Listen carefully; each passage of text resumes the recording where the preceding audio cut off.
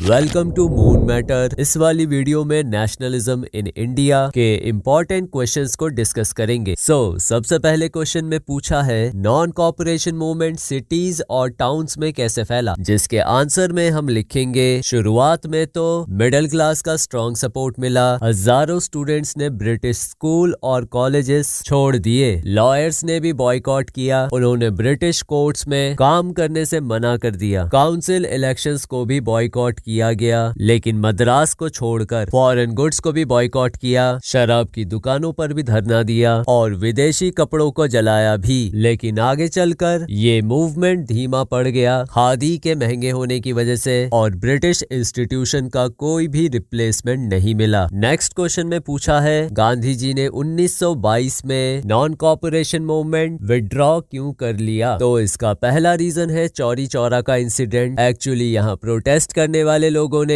एक police station को आग लगा दी, जिसमें 22 पुलिसमैन की मौत हो गई। ऊपर से गांधी जी अहिंसा पर विश्वास रखते थे, लेकिन ये वाली घटना हिंसा से भरी हुई थी। अगर हिंसा बढ़ जाती तो ये देश भर में इस मूवमेंट की लेजिटिमेसी को खत्म कर सकती थी। गांधी जी को लगा कि लोग अभी अहिंसा वाले रेजिस्टेंस के लिए रेडी नहीं हैं। एक लीडर होने के नाते उन्होंने मूवमेंट को रोकना अपना मॉरल ड्यूटी समझा। अगले क्वेश्चन में पूछा है नॉन कॉपरेशन मूवमेंट के दौरान आंध्र प्रदेश के गुदैम हिल्स में ट्राइबल्स का क्या रोल था? ट्राइबल्स बड़े डिससेटिस्फाइड थे क्योंकि अंग्रेजों ने उनके जंगलों के अधिकार रिस्ट्रिक्ट कर दिए, जैसे पालतू जानवरों को चराना और लकड़ी इकट्ठा करना मना था, जिससे उनकी हालत बुरी हो गई। अलूरी सीताराम राजू ने गांधी जी के आइडियाज को ट्राइबल्स के डिमांड के साथ कंबाइन किया। वैसे वो हिंसा को सपोर्ट करते थे ताकि अंग्रेजों के ऑपरेसिव पॉलिसीज के खिलाफ विद्रोह कर सके, इसलिए ट्राइबल्स ने पुलिस स्टेशन पर हमला किया और गुरिल्ला वॉरफेयर अपनाई। नेक्स्ट क्वेश्चन में पूछा है कि खिलाफत मूवमेंट आखिर क्यों शुरू हुआ? वर्सलीज के समझौते में कुछ ऐसी शर्तें रखी गई जिसकी वजह से